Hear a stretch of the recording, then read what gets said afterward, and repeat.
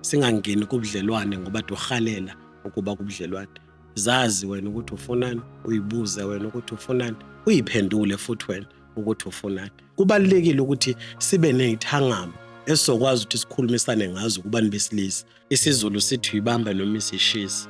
Ngizophikisana nalokho ukuthi uzothi uyayibamba kanti ubamba into erongi, ushe endaweni erongi, uthi uyaqhubekela phambili nempilo, ufike ungesenazo izandla zokubamba uthando lwakho.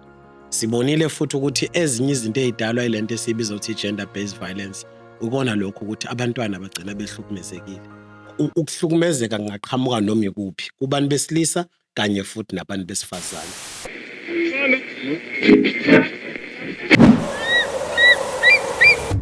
Nyono Maphiko ayaphephezele njengophephela uphephula konke, uchaba indawo yendini. Nyono endize maqede kwaphebezeka konke okubi, somaqhuzu oqhuzule konke ukuzama ukumqhuzula eqhakazeni kwakhe. Ndlondlo yezinyoni efukamela umhlaba wonke ngenhlansi yothando, inhlansi ehlokomalise enkundla zonke. Indaba zabantu zimbeka kabi zimqhelisa wangaqhiza qakala waqhakazisa umhlaba. Indlovu evele kwafefezela izingwe nezingonyama, madoda yamkhothamela sikhondla khondlo vukuze eThekwini kwaye kwazama nakwamhlaba uyalingana. Miyabu wezifundise ezinhle emhlabeni zalingana. Izibongo zokhozi FM sizibhalelwe nguNomvelo Mlaba. Ukhozi FM luhamba phambili. Ngingudokotela uSiyabonga Nzimande, ongumluleki wengqondo. Ngisebenza kakhulu kwispace socwaningo lapho suke sibhekelelana khona ukucwaningwa kwezinto zabantu abaphilayo, isimo sengqondo kanye futhi nezinto lesi sibiza ukuthi ihlava ezibhekene nomphakathi. Kakhulukazi njengoba namhlanje sikhuluma nge-gender based violence. Ngiyacabanga ukuthi i-gender based violence uma ngabe singayichaza sesithi ukuhlukumezwa ngokobulili. Uma kukhulunywa ngokuhlukumeza kokubili, uma ulalele le ndaba zombili from lo wesifazane okade ekhuluma ngodaba lwakho ukuthi behlukunyezwa ubaba, phinde futhi ulalele lo wesilisa ukuthi naye ube negalelo ekuhlukumezeni abantu besifazane. So eSouth Africa noma eNingizimu Afrika kuthiwa kwabantu besifazane abawu-3 oyedwa uyahlukumezeka. Mase kuthiwa njalo in 3 minutes uthi imizuzwini emithathu kunomuntu wesifazane odlulayo emhlabeni eSouth Africa, lokho esithi femicide. Kubuka ke kule ndaba ade sixoxa nazo noma kubuka kokubili ukuthi kuyacaca kumina ukuthi awukwazi ukuvula umnyango ongaphambili ufuna ukungena kubudlelwane ungakalapheki ngezinto odlula kuzona. Uma ubalalele abantu abaningi abakhuluma ngayi gender based violence lokuhlukumezwa ngokobulili, uyezwa ukuthi ngemuva labo kunezinto ekade zibahlukumezile nangendlela abakhuliswe ngayo kunezinto ekade zibaphazamisile, bagcina bengakwazanga ukuthi babuyele emuva bayothola ukulapheka ngalezi zinto abadlule kuzona. Ngithi mina lento ifana uma ngiyibeka ngithi ifana njengokuthi mawungena ebank, kunamabhenki othothi kuneminyango emibili. Kunomnyango oqala ovulayo ungene, uthi mase ungenele kube khona omunye umnyango futhi ongaphambili ofuneka uvula. Awuvuleki lo ongaphambili ungakawuvali lo ngemuva. Kusho ukuthi kubalulekile ukuthi siqonde ukuthi asikwazi ukungena ubudlelwane noma ibuphi ubudlelwane esifisa ukungena kubona singakayivali iminyango engemuva. Sithole futhi nokulapheka ngezinto futhi esidlule kuzona. Engikuthandile okuxoxwe ngakho kule ndaba ade sikhuluma ngazo ukuthi kube khona owesifazane uthi uma ngingabuyela emuva ngiyokhuluma nengane yentombazane nakhe ngingakusho.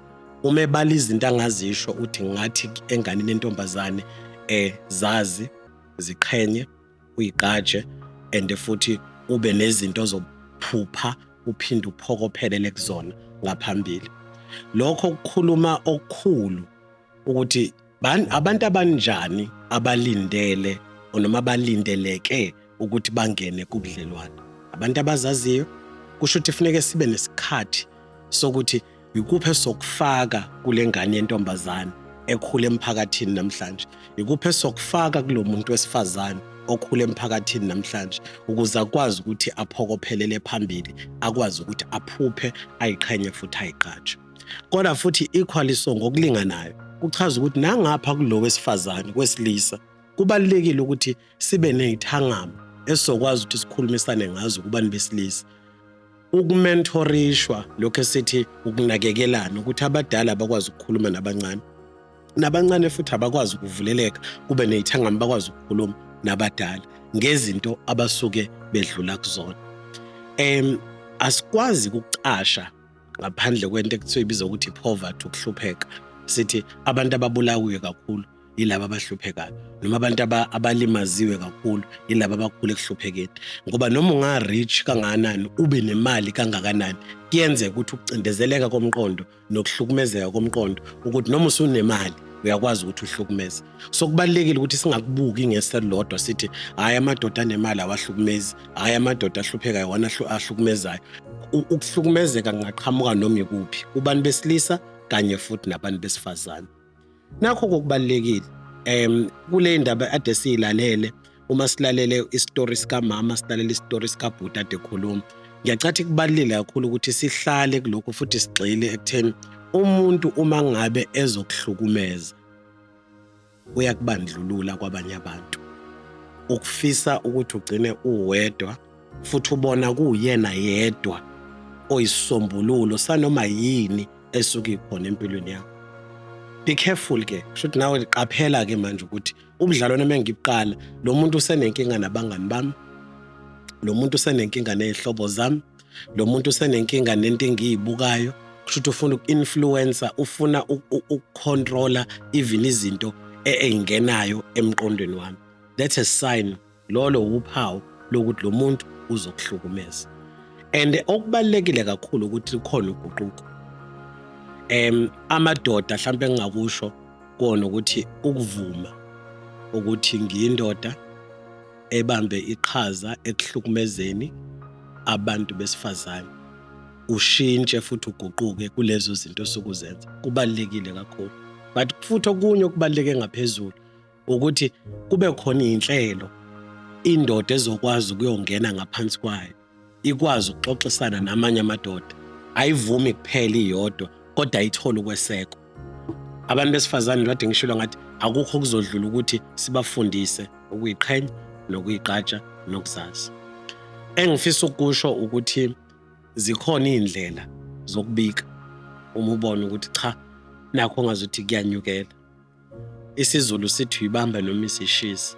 Ngizophikisana nalokho ukuthi uzothi uyayibamba kanti ubamba into errong, ushe endaweni errong, uthi uyaqhubekela phambili nempilo, ufike ungesenazo izandla zokubamba uthando lwakho lolu uNkulunkulu akubekele lona. Shothi asiyibambi noma ishisa, uma ishisa kuyona eyakho ngeke ifike ikuphucula izakho. Shothi kubalekile ukuthi uyibheke izimo oyifaka kuzona, ukubheke futhi nokubekezela ekukhulunywa ngami ekuthiwa bekezela ukuthi yini lo ibekezelile. Sibonile futhi ukuthi ezinye izinto ezidalwa ilento esibiza ukuthi gender based violence, ukubona lokho ukuthi abantwana bagcina behlukumezekile, kuyabahlukumeza abantwana. Shothi nawe musu kuba selfish, uyicabangele wedwa, cabangela nabantwana abasoyibela ngaphakathi ukuthi yiphi enye indlela esingenza ngayo ukuthi uphume. Zikhona ke inamba eyitholakalayo ukuze ukwazi ukuthi uyifonele 0800 428 428. It's 0800 428 428. But sinayo nento esibiza ukuthi i-Gender Based Violence Command Center. Kukhona kuwo wonke amawadi la uhlala khona. President eSouth Africa uyithumile lento ukuthi iyona ezokwazi ukuthi lonke ikhansela kufanele libe nento esibiza ukuthi ama-rapid response team. Sinento esibiza ukuthi ama-gender machinery province.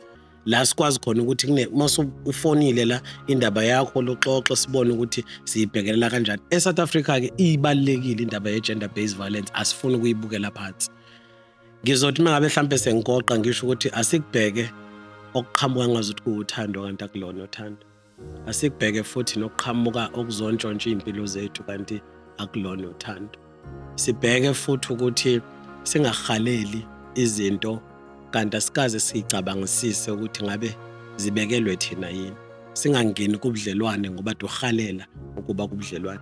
Zazi wena ukuthi ufunani, uyibuze wena ukuthi ufunani, uyiphendule futhi wena ukuthi ufunani. Ungangeni kwinto ode ingabekelwe wena ngenxa yokuthi ubuke ngobuhala ukuthi hayi ngathi iminyaka iyahamba ngathi sengangena, engathi iminyaka isihambile noma ngangena. In closing, I want to say this. Ngiyafisa ukusho lokho. Angizazi ukuthi zingaki indlela eziyempumelelweni, but ngiyayazi indlela eyodwa ekisa eweni ukuzama ukwenza wonke umuntu ajabule. Akungeke usoze wakwazi ukujabulisa wonke umuntu. Through this message ye gender based violence akekho umuntu osingakwazi simjabulisa. Angizazi indlela eziningi zokujabulisa abantu, and ngiyazi ukuthi ukuzama ukujabulisa bonke abanye abantu, uma ulalela isitori sikamama, ulalela isitori sikabhuti, uyabona ukuthi bekunokujabulisa abanye abantu phakathi, bagcina bekhohlwa yibona. And siyabona manje ukuthi ukuzama ukujabulisa abanye abantu ikona okusiyise wena.